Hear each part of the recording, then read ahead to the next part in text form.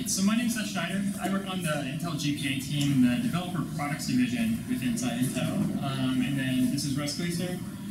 He is the lead developer at Cascade Game Foundry. So we're going to be talking about GPA today. I want to focus the yeah, it's cut off a little bit. That's okay. So this is agenda. So basically what we're going to do is we're going to just take a real brief introduction to GPA, just like a few slides to kind of figure out what it is. Then we're going to be talking about Cascade Game Foundry and Scuba. And then after that, we're going to actually go into looking at Infinite Scuba live with our profiling tool. So, how many of you guys are game developers? Produce games, right? I'd expect most to be here. It's game developers. But, okay, so who uses a game engine? Okay, that's a lot of people. Great. Who uses Unity? Okay, good. A lot of people. Okay, so Infinite Scuba is Unity as well, and so we work with Unity games and we focus on optimizing those. So what I'm going to be showing you is going to be in context of optimizing a Unity game, which is great.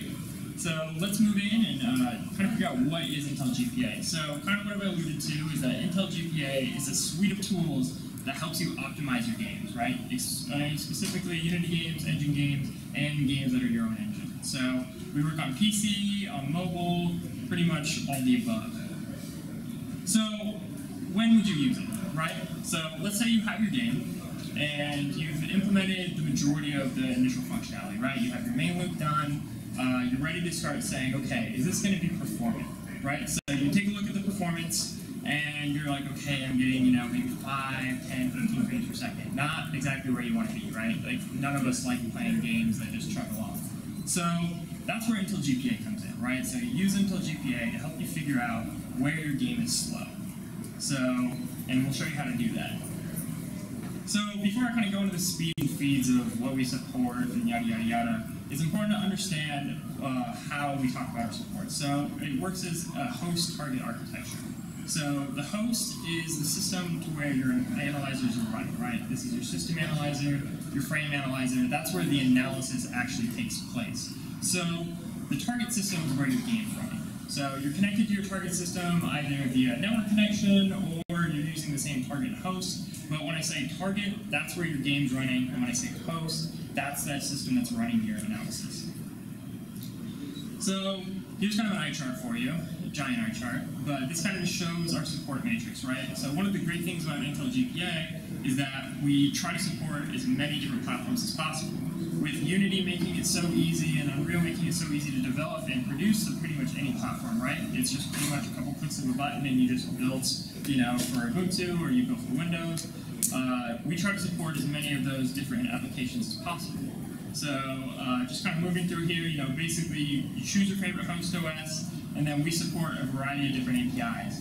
So for Windows, we support DirectX 9, DirectX 10, DirectX 11, and newly DirectX 12. So we just implemented our DirectX 12 support at GDC. If you saw us there, we had a nice demo of our brand new DirectX 12 support on our new frame analyzer.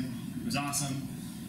For our target hardware, we support Intel. We also do support NVIDIA and AMD, so which is interesting, right? So let me talk about that for a second. So NVIDIA and AMD support is great. You get duration, but you don't get as many metrics as Intel. So we focus primarily on optimizing for Intel, obviously, so you're going to get the whole performance story there, and that's what we definitely recommend for doing your performance analysis on.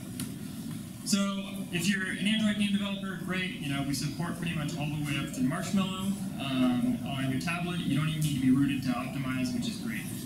So, and then we also support Ubuntu gaming as well, but you can kind of skip over that. So let's talk about what's inside Intel GPA. So basically, we have these 4 different tools, right? So we have the graphics monitor, which you'll see in the live demo, which is the launch point configuration for your tool. So imagine it's kind of like the backbone of our tool suite. It's where you launch all the games, it's what does all the connections, it's what actually injects into your application when you start running it. So inside here you can do certain things like change your preferences and change your profiles, and what's awesome about changing your profiles is that you can set triggers. So let's just say, when you're playing your game, sometimes your frame rate will be great, right? You're playing along, you got 50 frames per second, and then all of a sudden you see a spike, right? So you want to know why that spike happened, or it's really hard to press a hotkey and get that exact spike because you don't know when it's coming. So those triggers are going to help you be able to figure out by saying, if my frame rate dips below 30 frames per second, take the next frame. So that's what the monitor does. It sits there, it does exactly what it says. It monitors your graphics and waits for those type of events to happen so that when you start analyzing offline, you're analyzing the frame that really mattered, right? You're looking at the actual problem. So next we have System Analyzer. And System Analyzer is your in-game slash HUD type analysis, right? So what that is it's just, imagine like Windows Performance Monitor, right? You guys have all used that. You press Control Shift Escape and you get this nice little graph. It's like that, but on steroids. So you get basically all your GPU metrics, like you would get in like MSI Afterburner. You get CPU metrics on top of it, so it's kind of like the combination between those. You also get things like I/O, memory, all those awesome metrics to help you understand what your game is doing in real time, right? So that's playing on the target while the System Analyzer is playing on your host. So other things you can do are like experiments, so you can help figure out if you're GPU or CPU bound, and we'll talk about that in the workflow here in just a second. So the next tool is Platform Analyzer. Platform Analyzer is a timeline-based tool. So this helps if you set, going back to kind of our scenario where you have that dip in performance, right? So that's going to help you be able to figure out concurrency issues. So sometimes it's not right to look at a performance problem in just a segment of a frame, right? You want to look at the problem over a duration of time, maybe let's say 5 seconds, to see what does my GPU queue look like? How busy am I keeping it? Is it stalled? Am I driver bound? Things like that. Platform Analyzer can really help you out there. And then Graphics Frame Analyzer, last but not least, it's pretty much the bread and butter of GPA. That's your single frame analysis. That's basically, think about like taking a snapshot in time, but it collects all the data involved to basically play back your game in a singular frame. So it captures your textures, your geometry, your shaders, all your API calls, and then gives it the ability to play back your game in basically a single frame. So we'll see that in the demo, and kind of moving on to the workflow here. So the workflow of GPA, how do you use these things together, right? Now we kind of talked about each of the different tools, but how do we put it all together? So let's just say we have our game, like Infinite Scuba. We run it with the HUD or System Analyzer, and what are we trying to do? So why do we even do live analysis? What we're trying to figure out is where are we bottlenecked. So if we're bottlenecked on the GPU, we take a frame capture and put it in frame analysis. If we're CPU limited or concurrency limited, we take a trace capture and put it in Platform Analyzer. So we've kind of split up these two things into in-game analysis and offline analysis.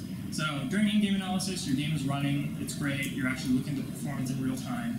And then offline analysis is when you go into Frame Analyzer, Platform Analyzer, your game's not running, you're primarily doing the analysis on the host side. So that's kind of how to use GPA, which is great. So all this sounds pretty complex, but it's really easy to get started, and oh, by the way, it's free. So you can just go to software.intel.com/GPA, download all these tools for free, and start using them. So it's really easy to get up and started. You don't need any code changes, so you don't have to go into your source code or use a special Unity script instrument for this kind of profiler. In fact, you can just take your release version of your binary, take your exe, and then plug it straight into GPA, and you should be able to start profiling from there. In fact, it's actually recommended, right? You want to be profiling your released version of your game. So, because that's going to be closest to the actual performance your customer's going to see, right? Because that's what's important. So, also, you don't need any environment changes. We're not attached to any special IDE, so you don't need to be running Visual Studio or anything like that. And then also, right, you can do dual or single system analysis, and that's that host target type architecture. For Android, you don't need to be rooted.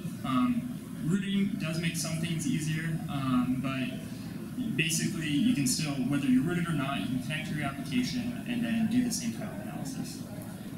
So, moving on here, we're going to invite Russ up to the stage to talk about Cascade Game Foundry.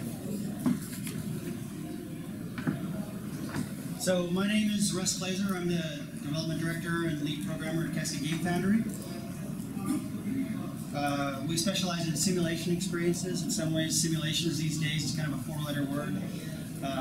You know, they're not as popular as other genres of games. You might have heard some other names for simulations. You've heard reality-based games or gamification or anything like that. They're all essentially the same thing. It's taking something that's based in the real world and turning it into a game so that people can play it. We develop games for PC and Mac. and desktop games, and we're just starting to dip our toes into virtual reality. Middle of April, we were invited to show the game at Earth Day, Texas in Dallas, and virtual reality headsets had just hit the market. There's tons of hype around them, seeing articles all over the place. So I said, wouldn't it be really cool if we had a VR demo that we could show? Nothing real fancy, super simple. Just take the game that we have, take one of the scenes that we have, drop in, and we're built in Unity, so it should be really easy, right? Just drop in the Oculus camera rig, move it through the scene along a path so the users can look around, and we're done. So we managed to get a hold of somebody at Oculus, and they didn't think we were completely insane, so they overnighted us a headset. And if you've ever done any virtual reality development work, you know that you want to target, for a good user experience, you want to target 90 frames per second. So, and that's 1080 by 1200, 90 frames per second times 2, once for each eye. So we took one of our scenes, plugged in the Oculus camera rig, and we were getting 7 frames per second. So that was a very interesting 5 days.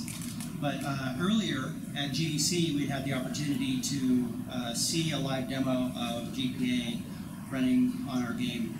And the feedback that we got from that experience actually was incredibly helpful in helping us to get our frame rate up. We never quite got to 90, we got to about 75. So some of the changes that we made to do the VR demo have been migrated over to the demo that you see today. Not quite all of them, but we're working on that. Infant Scuba, the game itself, is a scuba diving simulator. It's all real locations, real gear, real dive science. Interesting thing about scuba diving is it generally is about a 5-foot experience. You know, you're interacting with stuff that's within arm's reach or maybe a little farther. But you can get a fairly long visual distance, so you can still see things from a long ways away. So of course, having a really highly detailed 5-foot experience and then being able to render 200 feet can cause a lot of performance issues. In addition to that, it's underwater, and game engines these days are not designed for necessarily underwater experiences. They're designed for a clear air experience.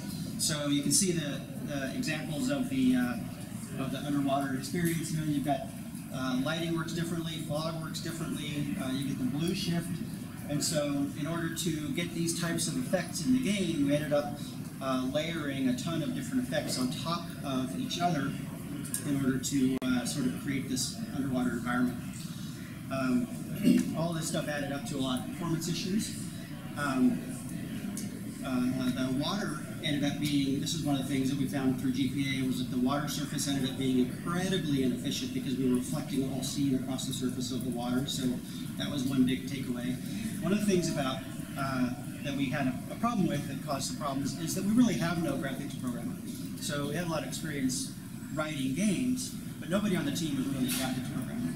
So, you know, one of the guys on our team learned enough about writing shaders and learned enough about that type of thing in order to be dangerous.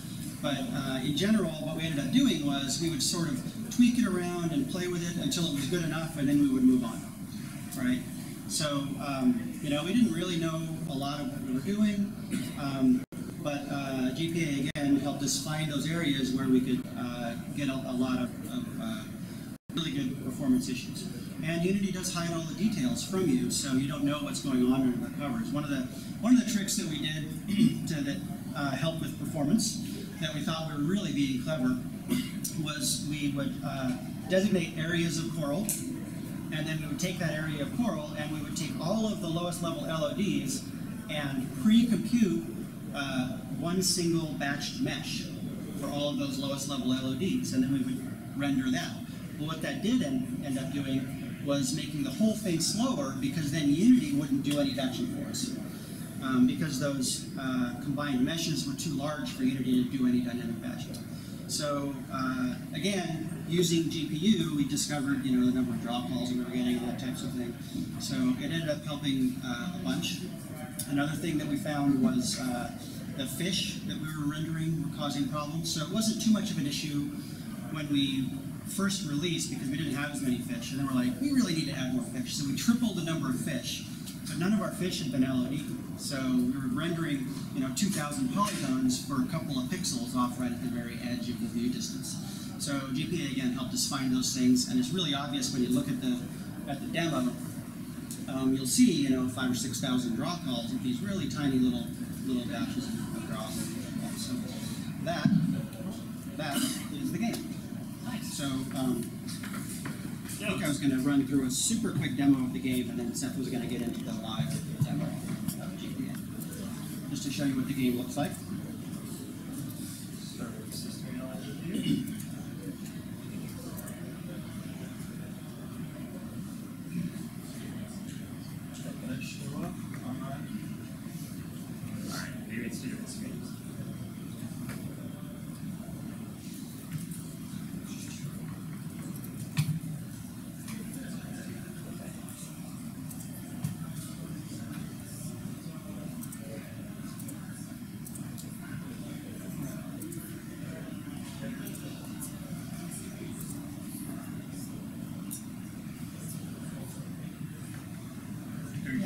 Oh, the monitor's cut off. Oh, well. Yeah, just the top part of it. Oh, okay. Huh, okay.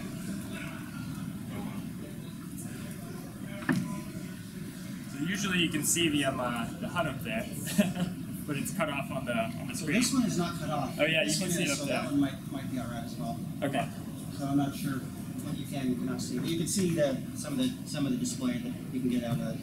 And this is just a regular old build, straight out of Unity. You don't have to do any instrumentation or anything.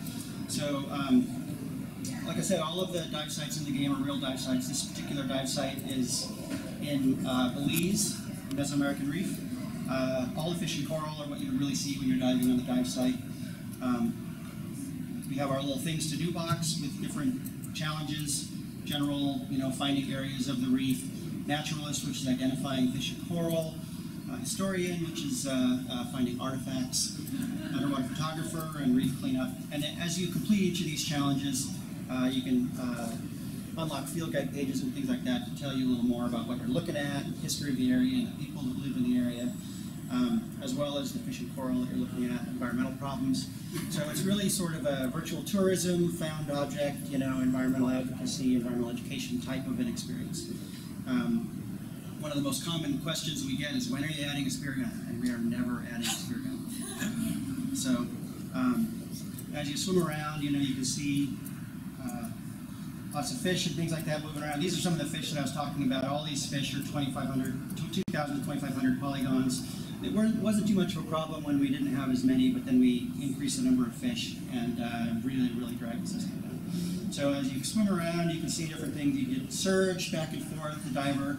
You get God rays, you get the water, the surface water. We're actually not on our high quality here. But you get the God rays, you get the surface water, you get little detritus floating in the water, you get little puffs of lighting and smoke and things like that in different areas to try to give that underwater ambient feel. And then we have all of our fish and coral and things like that, animated, swaying back and forth in the breeze. And then, like I was saying, as you swim around and find fish and coral and things like that, you can identify, you unlock a little field guide page, and it explains what's going on and things like that. So that, in a quick nutshell, is the game. Nice. So we'll kind of quickly show a couple things about GPA within Bitscuba here. So yeah, you can kind of see the HUD up there in the top left.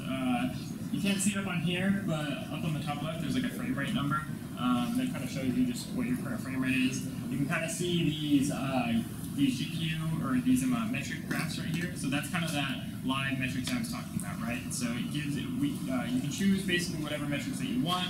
In the overlay version of it, you just choose 4. So here we have our target application CPU load. So we can see, okay, how much CPU are we using? We can see our GPU load. So, we're about 80% using the GPU. So already I'm starting to think, okay, we might be a little GPU bound. We look at our GPU duration and our pixels rendered, right? So the HUD is really cool because you can override your actual graphics pipeline in real time. So if we wanted to figure out if we were GPU bound, we can open up our little tool tab here and say, okay, what are some of the things that we can do? Things like disabling draw calls is a real good way to figure out whether you're CPU or GPU bound, right? At first you're like, why would I want to disable the draw calls? It's kind of the opposite of displaying something to the screen. And what it does is it actually simulates an infinitely fast GPU. So if we hit Control-Alt-N, the screen goes black, but for you guys that can see the frame rate, you'll see the frame rate goes up, right? That means that given an infinitely fast GPU, the CPU can handle up to 47 frames per second, right? So if we turn it off, we see our frame rate drops back down. So that's kind of a quick check that you can do to see, okay, am I GPU bound, am I CPU bound? There's other cool little overrides you can do in here as well, such as, like, for instance, we can turn on 2x2 textures, which is Control-Alt-U, or I guess that one's wireframe. Okay, yeah. So wireframe, so it re-renders the whole scene in wireframe. You can do Control-Alt-5, which is 2x2 textures, things like that to basically be able to see by looking at your frame rate and looking at how the metrics change while you do these overrides can help you figure out where you're bottlenecking in your system. So at this point, we know we're GPU bound. So then we would take a frame capture, right? So if we think back to that workflow slide, we're like, okay, we figure out we're GPU bound. Now we take it to offline analysis and go to frame analyze. So let's exit Infinite Scuba here, and I can bring up frame analyzer. So here is, let's see, full screen that. Okay, the resolution's kind of funny on this guy, so let me just kind of reorganize things here a little bit. So I opened up the frame already. It just takes a little bit to load. So when we take that frame capture, kind of, as I said earlier, it collects all that data. So the frame file ends up being like 250 megs because it basically has to have all the resources available to recreate your game in a single frame. So what makes GPA unique as a tool is that it does what's called playback. So other tools do playback as well, but we do playback dynamically. So any change that you can make to the frame will play it back on your target hardware and then get real metrics from whatever change you made. So it's not just a viewer, right? A lot of people are like, okay, frame analyzer is a viewer for a frame I captured previously. It's a little bit more than that. I can make changes, I can change my shaders, I can do experiments, and then it plays it back and then re-renders that single frame as if you were playing the entire game like that. So what it's supposed to do is it's supposed to help increase your iterations, right? So instead of going to Unity, changing your shader, recompiling your code, testing it, looking at it in like some kind of frame rate monitor to see if the change that you made was effective, you can sit in here, make the change to the shader, and then see that immediately. So it definitely increases your iterations. So that's why the frame file is so large, but let's kind of take a quick tour throughout Frame Analyzer real quick. So this is our legacy version of Frame Analyzer. If you saw our demo at DirectX, or our demo at GDC and saw our DirectX 12 support, you'd see our brand new Frame Analyzer. So the UI has been all tidied up. It looks good. It looks less like Windows 95. But it's still a great tool. It helps you figure out where you're stuck. So it still works great. So we'll just kind of take a quick tour. Up here we have the bar chart. So the bar chart here, it's really small for you guys, but each one of these bars represents what we call an erg. So an erg is anything that takes up time on the GPU, right? So many people would say, Seth, why don't you just call it a draw call? Well, most of them are draw calls, but there are the other things like clear calls, dispatches, copies, things that actually do take up significant GPU time that aren't draw calls. So we try to display those, and we call basically the grouping of draw calls and anything that can take up the time on the GPU and erg. So if I say erg, I mean draw call most of the time. But so that's what this bar graph is. Basically, I don't know if you can see it up there. You can't. Okay, but you can access this bar graph by whatever metric you'd like. Right. So when I talked about, hey, we support NVIDIA, they don't have the metrics that we do because we have access to our drivers. So that's how you can take this bar graph and then look at the problem from many different angles, right? Since we have like the access to our EUs, our samplers, things like that, we can view the problem in different lights based on whatever metrics that we collected. So right now I just have it accessed by GPU duration and GPU duration. So basically the biggest, fattest bars are the things that take up the most time on the GPU. It's kind of a nice way to look at it. So if we move on the left-hand side here, we see our total number of render targets. And then we have kind of our API log here. It's really scratched up. But basically, this is a different way of kind of viewing your scene. or sorry, not API look, this is your tree graph. So same way to try to traverse, if you don't like traversing the bar graph, we have this kind of tree view here for you. So this is our render target viewer, and then we have all these tabs, which gives you details on your selection. So if you select, right now we have this kind of large bar here selected. We can see the details and all the textures associated with it, associated with that selection. So you can select multiple, but that's pretty much the basics of Frame Analyzer, right? So let's talk about some of the stuff in here, right? Let's start looking around. So something that I always like to do when we start opening up a frame is, and especially people that aren't graphics engineers, right? So a lot of you guys work in Unity, right? So how many of you guys are graphics engineers? How many of you have written your own render? Yeah, only a couple hands, right? So a lot of times it's like, okay, I gotta figure out what Unity is doing first so I can figure out how to optimize for it. So that's why GPA is really helpful, because you're almost like reverse engineering what another engineer did. So you can sit here and now you can take your frame and then start to learn, okay, this is how Unity is handling certain things I'm doing in my editor, right?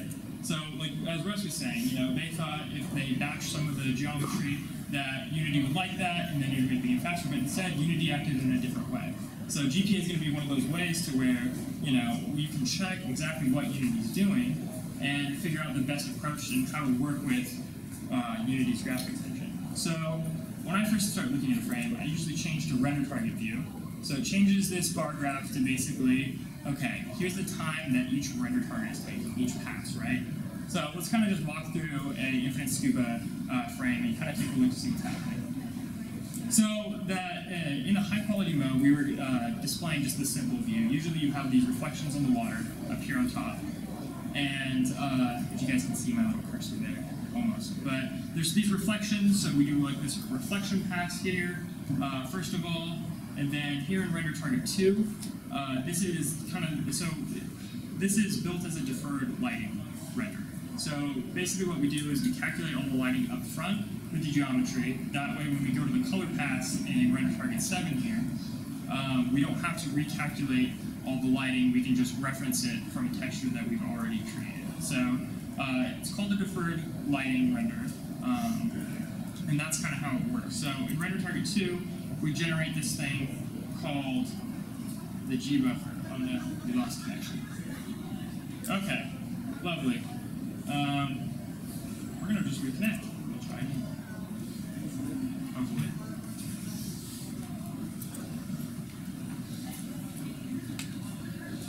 Down here. So anyway, kind of what I was saying, I can kind of talk about the deferred lighting pass here. Hopefully we're connecting to a remote analysis system for playback, and hopefully it will work. Lovely. Okay. Great. Alright, so let's try one more time to see if it will connect. That would keep looking at it.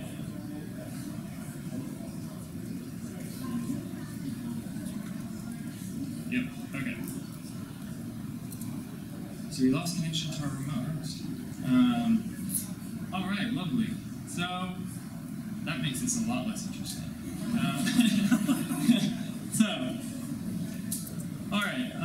That's kind of a bummer. But kind of some of the things that we can talk about are the deferred lighting. So some of the things that we found within the game using frame analyzing here was basically that you can look at the geometry, right? You can see the LOD, which is great. Let's see here. I would really love to show it. You know what we could do? We could probably, let's go take a look at live analysis, and I can actually kind of talk about some of the things just within live analysis that you can find in frame analyzing. So let me just start up live analysis real quick, and then we can kind of talk about some of the things that you would see in frame analyzing.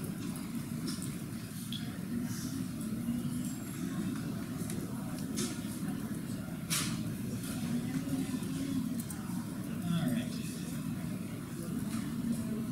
You always know what they say about demos, right? So they can't go wrong as well. So, alright.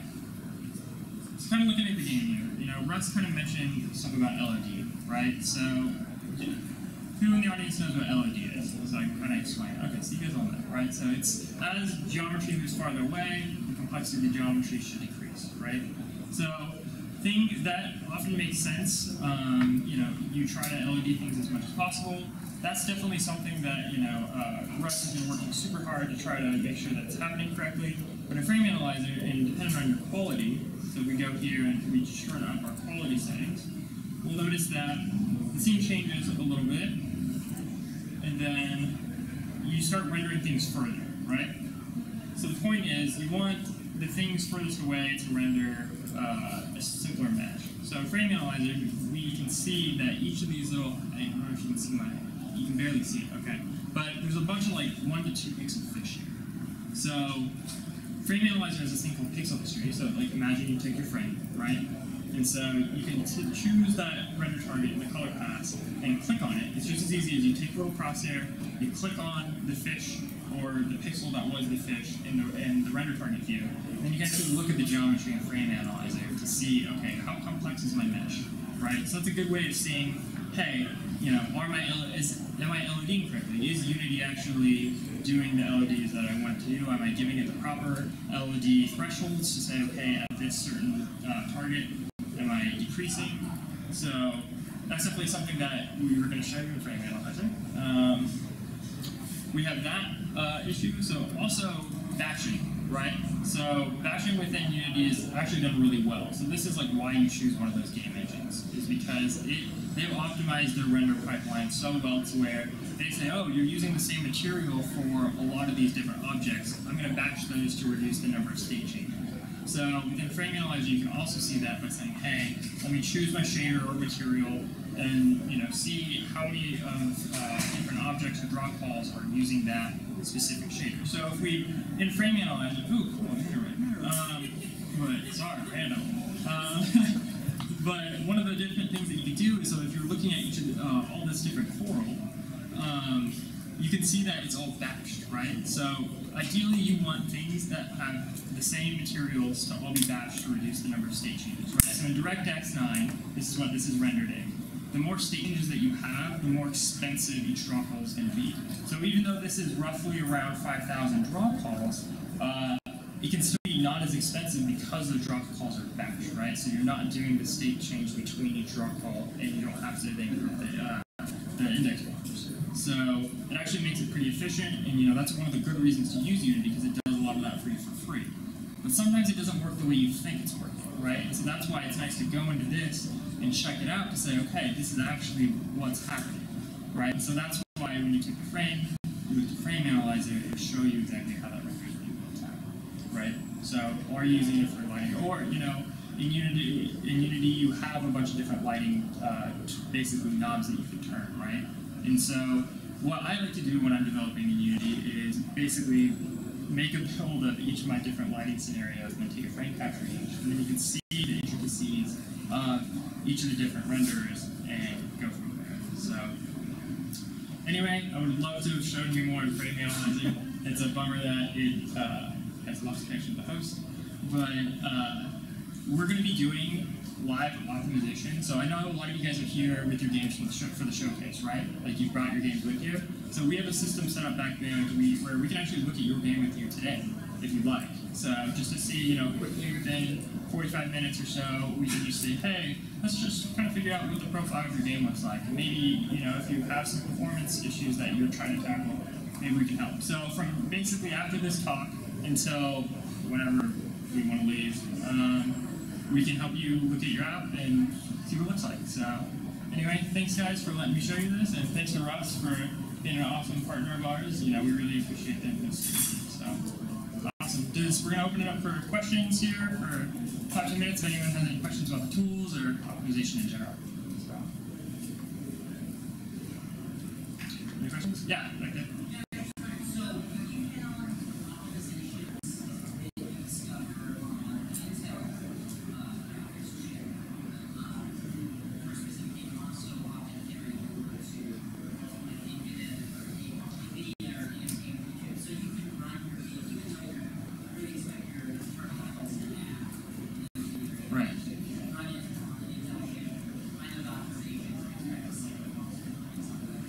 Gotcha, yeah. So the question was, if I do performance optimization on Intel, will it transfer over to NVIDIA? So the answer is yes. The various degrees are going to change, right? Because each GPU hardware is different, it handles things differently. But in general, a lot of the optimizations that you make are going to be pretty across hardware. I mean, there's exceptions to that rule, obviously. There's things that you can do just for an Intel chip that's going to help just on Intel. But for the large majority of the things, especially the things that you're going to be finding in Unity, right? Like render, like draw order, stuff like that, on any GPU hardware, that's going to make a difference, right? If you're always rendering front to back, that's going to help on any GPU, right? So, for instance, Russ, is using an NVIDIA chip for his VR demo, but he used some of the findings in GPA to help him figure out, what he could optimize, and so those optimizations carried over even to his VR.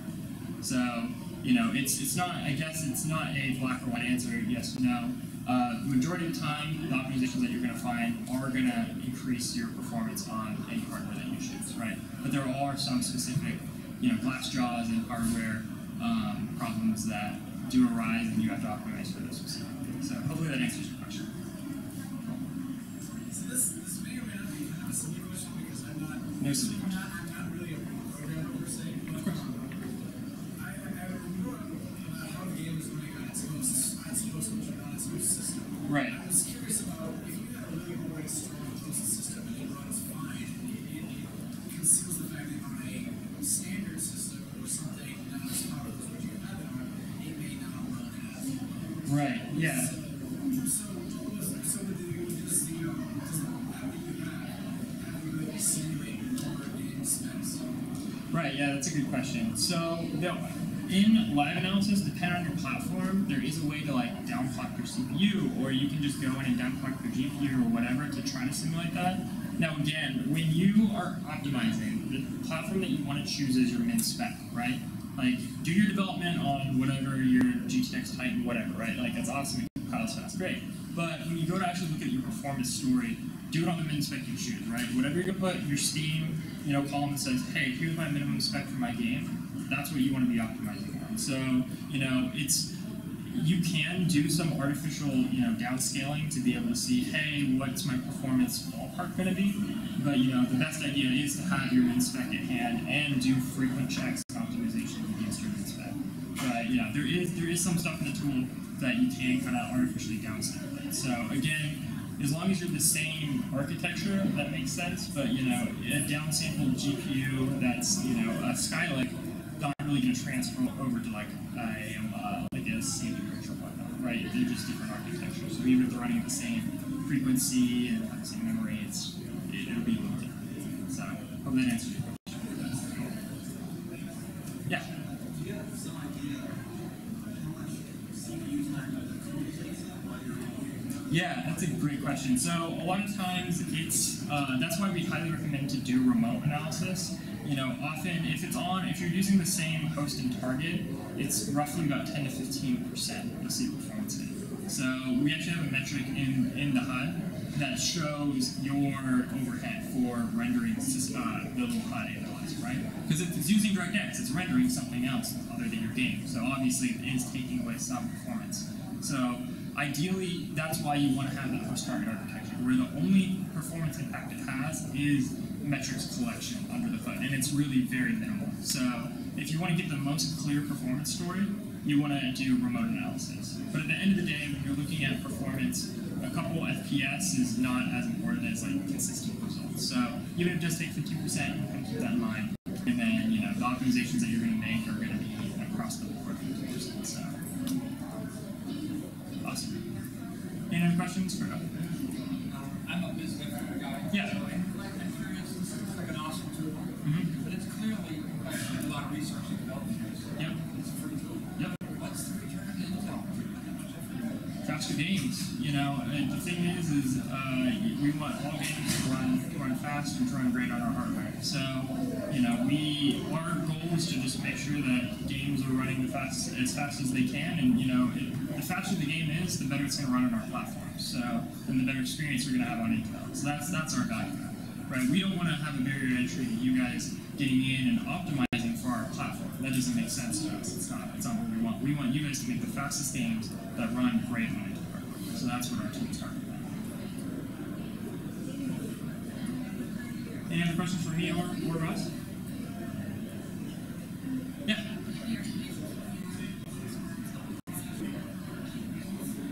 Yeah, for VR optimization. So we have been working, we have an internal build of GPA for VR type stuff. You know, there's a lot of other good tools out there. You know, it's difficult, right? Like the VR optimization problem is still pretty new. A lot of it comes from, you know, you end up being pixel bound because now you're taking you know, this is a 1080 screen, right? You jump into VR and now you're rendering to extremely high resolution, you know, screen straight in front of your face. And so it's a little bit, yeah, and at 90 frames a second. So it's a little different, really, like knowing, I would start optimizing a non-VR game just to like learn graphics in general, and then that way when you go into VR, you can really say, okay, I know the basics of where I can, you know, cut and make these optimizations. So, you know, there'll be some great tools coming out. You know, we're going to be producing something that's hopefully going to have, you know, VR noobs be able to take a look at their performance and then actually see similar type results as you would optimizing a non-VR game. So, cool. Awesome. Well, thanks everyone. Appreciate it.